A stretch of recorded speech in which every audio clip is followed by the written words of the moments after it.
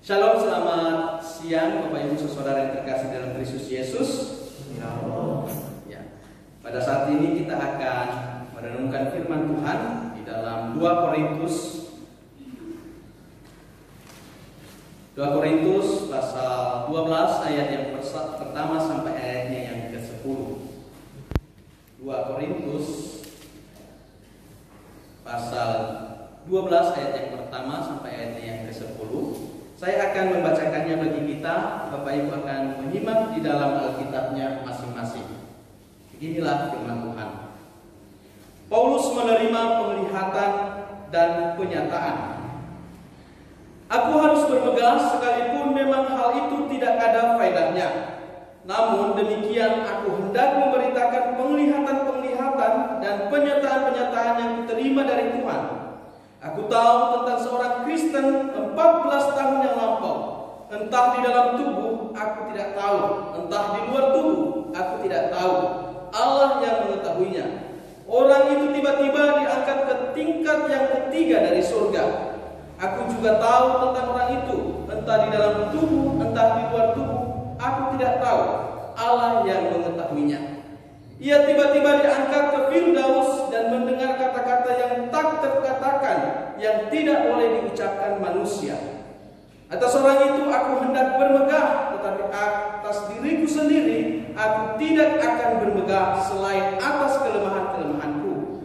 Sebab sekiranya aku hendak bermegah juga, aku bukan orang bodoh lagi, karena aku mengatakan kebenaran, tetapi aku menahan diriku, supaya jangan ada orang yang menghitungkan kepadaku lebih daripada yang mereka lihat padaku atau yang mereka dengar daripadaku, dan supaya aku jangan meninggikan diri karena penyataan-penyataan yang luar biasa itu. Maka aku diberi suatu duri di dalam dagingku, yaitu seorang utusan iblis untuk menggoda aku, supaya aku jangan meninggikan diri. Tentang hal ini aku sudah 3 kali berseru kepada Tuhan supaya utusan iblis itu mundur daripadaku. Tapi jawab Tuhan kepadaku, cukuplah kasih karuniaku bagimu, sebab justru dalam kelemahanlah kuasaku menjadi sempurna. Sebab itu lebih suka aku bermegah atas kelemahanku, supaya kuasa Kristus turun menaungi aku. Karena itu aku senang dan rela dalam kelemahan, di dalam siksaan, di dalam kesukaran, di dalam penganiayaan dan kesesakan oleh karena Kristus. Sebab jika aku lemah, maka aku kuat. Saudara yang kasih dalam Kristus Yesus, tema perenungan firman Tuhan bagi kita pada saat ini adalah, kalau aku lemah, maka aku kuat. Pada tahun 1877 ada seorang atletik yang ternama, yaitu Georg Warren. Dia adalah atletik pelari 100 meter, jarak 100 meter dunia. Dia dan rekor dunia menyatakan bahwa memang benar Georg Warren ini adalah pelari 100 meter. Saudara yang terkasih dalam Kristus Yesus, tetapi sangat disayangkan karena Georg Warren ini sangat sombong, dan dia yakin sekali karena tidak ada yang mengalahkan dia di dunia ini, dia mau berlari menyaingi kuda. Saudara, ketika orang mendengar itu, mereka bilang Georg Warren sudah kehilangan akal, sudah kehilangan pikiran. Tetapi saudara yang terkasih dalam Kristus Yesus, perkataan ini selalu menyatakannya dimanapun dia berada. Dia tidak pernah cabut perkataan ini bahwa dia mau berlari menyaingi kuda, karena tidak ada seorang pun yang bisa menyaingi dia untuk berlari. Saudara yang terkasih dalam Kristus Yesus, dan bukan hanya itu, dia juga mau bertarung, dan taruhannya bukan main-main. Dia akan memberikan segala hartanya yang dia punyai untuk pertarungan itu. Saudara, dia punya banyak harta karena dia menang terhadap banyak atletik yang mengikuti. Bahkan dia pada saat itu dikatakan mempunyai tambang ratu tembaga. Mempunyai tambang tembaga. Dia memberikan itu. Saudara yang kasih dalam Kristus Yesus, semua orang mendengarkan itu menjadi heran, dan mereka tidak percaya akan kesombongan Georg Warren ini. Memang dia punya uang, tetapi dia tidak pernah puas. Oleh karena dia tidak ada yang mengalahkannya. Saudara kasih dalam Kristus Yesus, maka suatu hari George mengatakan bahwa kalau ada orang yang membayar dia $5.000 atau setara dengan 70 juta pada saat ini, dia akan berlari menyanyi kuda. Sontak mendengar hal itu, saudara, orang yang ada di sekitar itu mengumpulkan uang mereka. Mari kita lihat bagaimana kehebatan George ini. Mereka mengumpulkan uang dan pada akhirnya mulailah mereka bertanding. George Warren di sampingnya ada kuda yang ditumpangi oleh joki yang akan membawa kuda itu. Mereka akan menempuh jarak 200 meter, di mana 100 meter pergi, 100 meter kembali. Saudara kasih dalam Kristus Yesus, ketika mulai aba-aba tiba dengan letusan pistol, maka mereka George Warren dan kuda tersebut berlari. Semua orang kaget ketika melihat di awal-awal jarak pertandingan George Warren mendahului kuda yang ditunggangi joki itu, dan lebih hebat lagi di jarak pertama 100 meter George Warren memimpin pertandingan.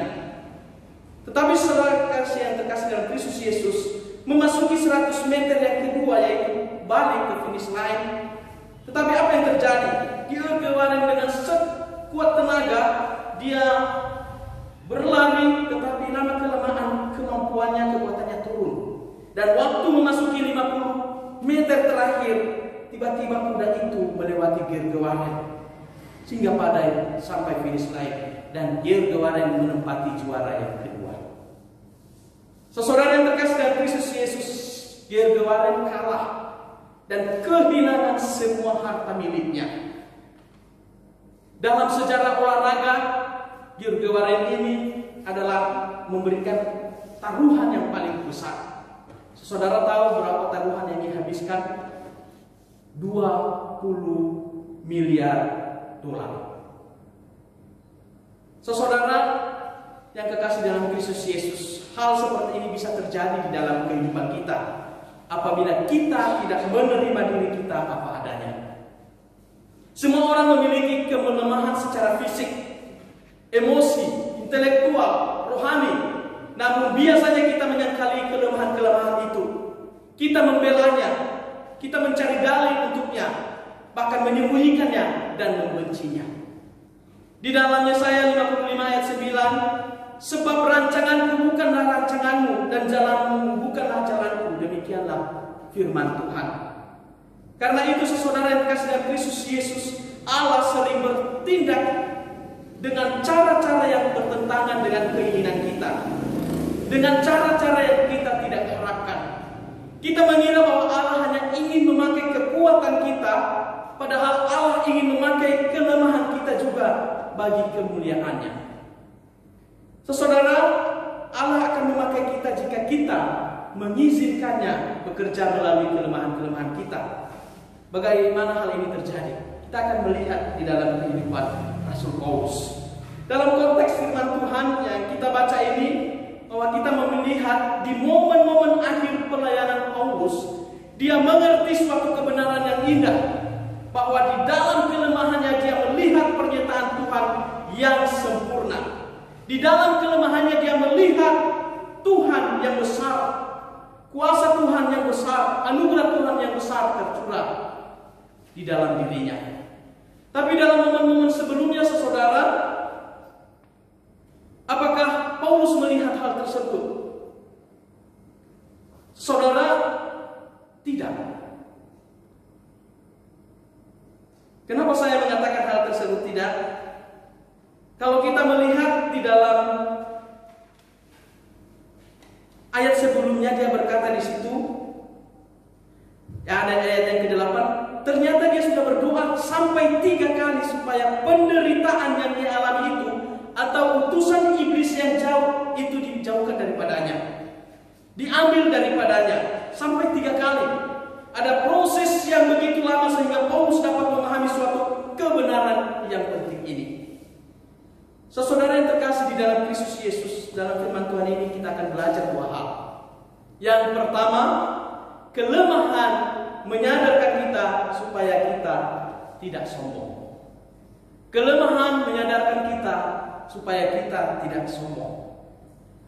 Saudara, Paulus di dalam kelemahannya dia mengerti supaya dia jangan meninggikan diri, supaya dia jangan sombong. Dia sadar bahwa dirinya terbatas. Dalam konteks keadaan yang kita hadapi sekarang ini, saudara yang terkasih, COVID-19 yang kita rasa sudah selesai, hampir selesai, ternyata makin banyak lagi. Banyak orang berkata bahwa aku pintar, aku hebat, aku kaya. Tetapi saudara, kita melihat banyak orang yang bergumul dalam usahanya yang tidak berjalan. Banyak orang yang bergumul karena di PHK. Banyak orang yang pekerjaannya serabutan ketika dilakukan PSBB, maka dia tidak memiliki pekerjaan. Saudara yang terkasih di dalam Kristus Yesus, kalau kita melihat di sekeliling kita konteksnya di Nias ini juga, waktu kemarin itu dikatakan nggak boleh keluar dan sebagainya, apa yang terjadi? Saya melihat kalau di daerah Solo sana banyak lahan-lahan terbuka. Kenapa? Karena mereka takut, katanya pasti ada wabah kelaparan.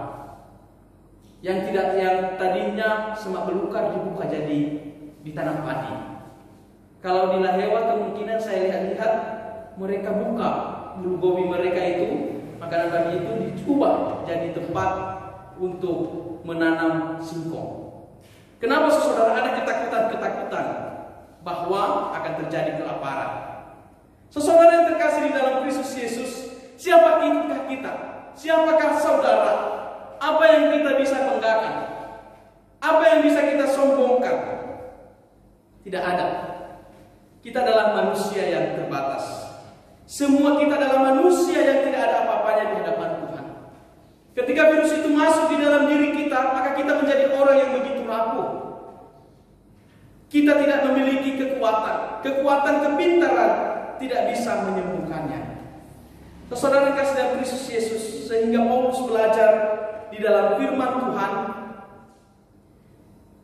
tidak ada yang bisa ia banggakan. Bahkan di dalam ayat yang ke-7 dikatakan 2 kali supaya saya jangan meninggikan diri di awal dan meninggikan diri di akhir. Artinya saudara, untuk menyadarkan dia supaya dia jangan sombong. Kalau kita melihat konteks firman Tuhan ini, Paulus sedang menjawab tuduhan-tuduhan orang Yahudi, sekelompok orang Yahudi pada saat itu di dalam tuduhan dalam dirinya yang menyatakan bahwa Paulus itu bersikap hanya berani kalau berjauhan. Perkataan Paulus itu tidak berarti, mereka katakan. Mereka juga mengatakan bahwa Paulus lebih hina daripada mereka. Mereka juga mengatakan Injil yang disampaikan Paulus itu tidak sempurna. Saudara kasih dalam Kristus Yesus, tetapi Paulus menjawab hal tersebut dengan rendah hati. Dia tidak mau menyombongkan diri, walaupun sebenarnya dia bisa menyombongkan diri. Kenapa saya mengatakan hal itu? Kalau kita melihat di ayat yang kedua sampai seterusnya, bagaimana Paulus memberikan kesaksian bahwa dia secara pribadi, bagaimana pertemuannya dengan Kristus, bagaimana Kristus berbicara dengan dia, bagaimana Kristus memberikan penglihatan-penglihatan kepada dia. Tetapi di ayat yang ke-7 dia mengatakan supaya jangan saya menyombongkan diri. Dan lebih lagi kita lihat, dia memakai orang ketiga untuk menyampaikan tersebut. Dia tidak langsung tertuju kepada dia. Saudara, walaupun itu adalah dia sendiri. Demikian juga dengan saudara, apa yang bisa kita banggakan? Apa yang kita bisa sombongkan di hadapan Tuhan ketika wabah ini terjadi? Apa yang kita bisa sombongkan? Kita tidak ada apa-apanya di hadapan Tuhan. Kita itu begitu lemah, saudara. Kita itu begitu terbatas. Kita itu begitu rapuh. Tetapi kalau kita menyadari kita lemah, maka kita ingat Tuhan. Sekali lagi, ketika kita menyadari kita lemah, maka kita ingat Tuhan. Alkitab penuh contoh bagaimana Allah memakai orang-orang yang lemah, orang-orang yang tidak sempurna, dipakai Tuhan secara luar biasa. Saudara, Musa memiliki kelemahan. Masih ingat sifat pemarah Musa ketika Tuhan menyuruh dia berbicara kepada batu itu supaya keluar air? Tetapi apa yang terjadi? Dia pukul. Bahkan dia juga memecahkan 2 loh batu. Tetapi saudara, di dalam firman Tuhan dikatakan Musa seorang yang sangat lemah lembut, padahal dia pemarah. Kelemahan Gideon, dia rendah diri dan sangat tidak percaya. Tetapi Allah mengubahnya. Di dalam Hakim-Hakim 6 ayat 12 dikatakan pahlawan yang gagah berani. Kelemahan Abraham, ia ketakutan. Beberapa kali dia menyatakan istrinya sebagai saudaranya untuk melindungi dirinya. Tetapi Allah mengubahnya dengan mengatakan di dalam Roma 4 ayat 11, Bapa semua orang percaya. Petrus meledak-ledak dan cepat bimbang menjadi, dalam Matius 16 ayat 18 dikatakan di situ, menjadi batu karang. Saudara yang terkasih dalam Kristus Yesus, yang kedua yang kita pelajari di dalam teks firman Tuhan ini adalah bahwa kelemahan mengingatkan kita bahwa kita punya Tuhan yang luar biasa di dalam Kristus Yesus, yang adalah penolong dan kekuatan kita. Di dalam kelemahan, Paulus bisa melihat kekuatan Allah di dalam Yesus Kristus. Di dalam perjalanan pelayanan Paulus, saudara yang terkasih dalam Kristus Yesus, ia bergumul bahwa kelemahannya ini menghambat pelayanannya. Tetapi di akhir pelayanannya, dia menemukan suatu kristalisasi dari suatu kebenaran yang indah, bahwa justru dalam kelemahan, kekuatan Allah di dalam kekuatan Tuhan itu nyata di dalam segala pelayanannya. Justru di dalam kelemahan, kuasa Allah itu sempurna di dalam dia. Dan ini suatu hal yang indah sekali, karena Paulus hidup di dalam pemahaman ini, sehingga dia memahami justru anugerah Tuhan itu berkuasa bekerja di dalam setiap kondisi yang ada. Di dalam segala keadaan dan di dalam segala perasaan dia untuk memahami bahwa Tuhan sedang bekerja, berkarya di dalam dirinya. Saudara, justru di dalam kondisi yang lemah, kekuatan Allah itu justru menjadi sempurna. Sehingga di dalam ayat yang ke-10 kalau kita melihat dikatakan di situ, karena itu aku senang dan rela di dalam kelemahan, di dalam siksaan, di dalam kesukaran, di dalam penganiayaan dan kesesakan oleh karena Kristus. Pertanyaannya, benarkah Paulus suka di dalam senang di dalam kelemahan, di dalam siksaan? Apakah Paulus senang di dalam kesukaran, di dalam penganiayaan, di dalam kesesakan? Secara manusia tidak, saudara yang terkasih dalam Kristus Yesus. Tetapi ketika dia memahami suatu kebenaran yang indah di hadapan Tuhan, bahwa justru ketika dia lemah, kuasa Tuhan itu sempurna di dalam dia. Kekuatan Allah yang besar daripada Allah itu justru bekerja secara seluas-luasnya, secara sebesar-besarnya, sehingga justru di dalam kelemahan itu dia mencapai tujuan daripada Allah di dalam dirinya.